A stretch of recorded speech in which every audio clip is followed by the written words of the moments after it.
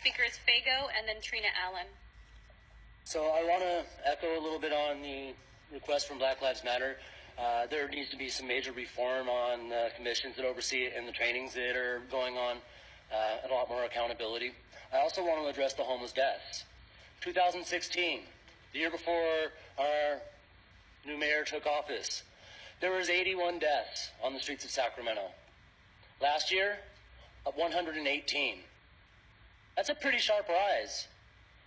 That's almost 50%. Almost 50% increase in homeless deaths. And yet, we keep hearing about all this money coming in, right? But the only money we see going out seems to keep going to these developers and the owners of PBIDs and public-private partnerships that are taking over public space with no give back to the communities, nothing to actually help the people. There's actually about the same amount of shelter space this year as there was last year with everything considered. Yet there's all these millions of dollars that nobody seems to be able to figure out where they're going. And then you want to keep telling us about these crumbs that you're offering. 1,000 units for tiny homes in 2 years. Yet we're getting over 1,000 people a year on the streets, new to the streets. All because these business districts and their cohorts like CADA and the housing authorities that are sitting on the board of directors of these PBIDs are making sure that rents go higher and higher, and increasing police activity, petitioning to further criminalize people that they're displacing, and that never seems to be addressed. Could it be because every single one of you or your staff is sitting on the board of directors of whatever bids are in your districts? Because when I look at the board of directors, each one of you either has a staff or are on the boards yourselves. Some of you on multiple boards, which is kind of a conflict of interest. Because why should these business districts be having direct, unfettered access to lobby our politicians to create change if it goes against the public good? Time is up, sir. Thank you. Have a good day. Thank you. You have a good day.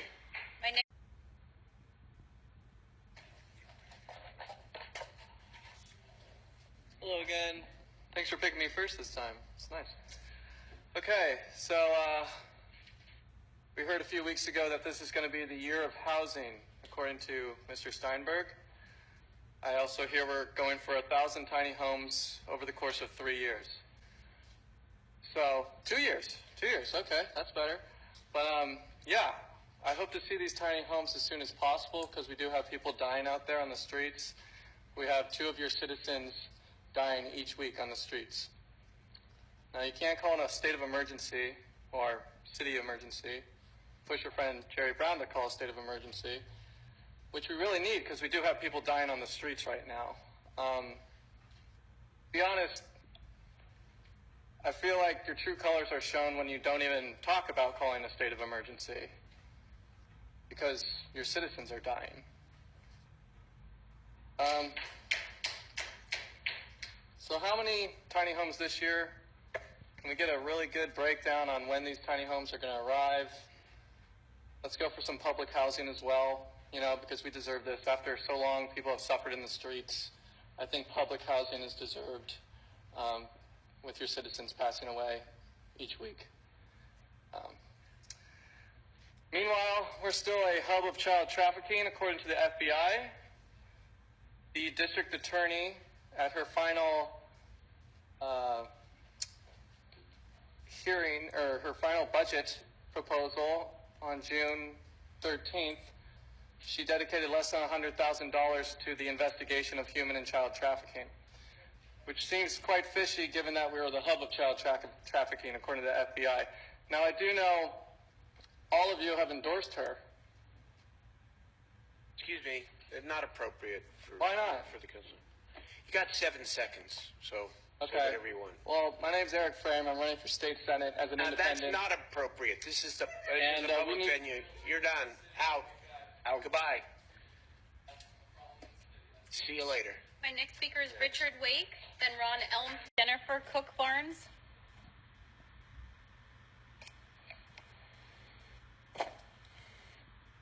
Hello, this is my first time here. Welcome to you. Take your time. My name's Jennifer Barnes Cook. Okay, I'm talking about a lot of women out there too. Because in 2013, there's a woman who got raped by 30 men and beaten for 2 days. And that woman was me. I was homeless. The thing about this, the women and men are out there doing that, and there's women out there committing suicide because of it. So you guys, it needs more people need to help the homeless out there, because me, I was out there for 10 years. Are you homeless now? Right now I'm staying with my family because of what happened to me. Because when I spoke up about it, I got raped again a year ago. What can we do to help you? Right now, I just want to help the women out there and homeless people out there, sitting there saying, speaking up for them, saying that you guys need to watch out, because there's a woman just recently put a rope around her neck at Fish and Loaves, and the Fish and Loaves didn't even call the cops on her. Okay? She committed suicide at the river.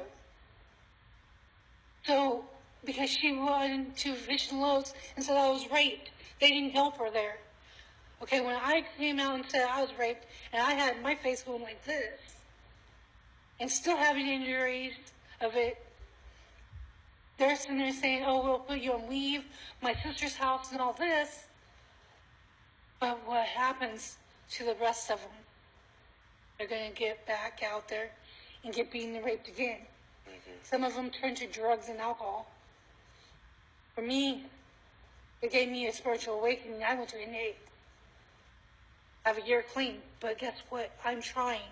And I want to help the homeless know who they are today. And I want more help for them, the women out there, too, who's at the river getting raped and beaten out there. Thank you so much. So, I'm just going to say 2 things, because to me your testimony was, yes, your testimony was very compelling. Number 1, if there's anything that we as a city or any of us individually can do to help you personally, given what you've gone through, please do not hesitate. That's number 1. Number 2, I don't suppose what I'm about to say is going to appease some of the folks on the other side. That's not the reason I'm going to say it, but I want to admit something. It is not going fast enough. That's not to blame anybody. That's just a fact. It is not going fast enough. What I mean are comprehensive solutions to addressing homelessness. We're doing a lot of good things. And we do have plans to, we're going to put a request for information out on the street next month, with the goal of getting back proposals by the spring to begin 1,000 efficiency homes. Absolutely. We're finding a way to continue to fund our triage shelter. 1, we need 3. We also need rental assistance for people who are not yet homeless but are at risk of being homeless. And I'm going to admit to you, in my opinion, in my view, it's not all going fast enough. Okay? So I can promise you that you're going to get every continued ounce of effort from this city council, the city manager, this city, to help as many people as possible, as quickly as possible. That's all I can say. Let's move on. Consent calendar.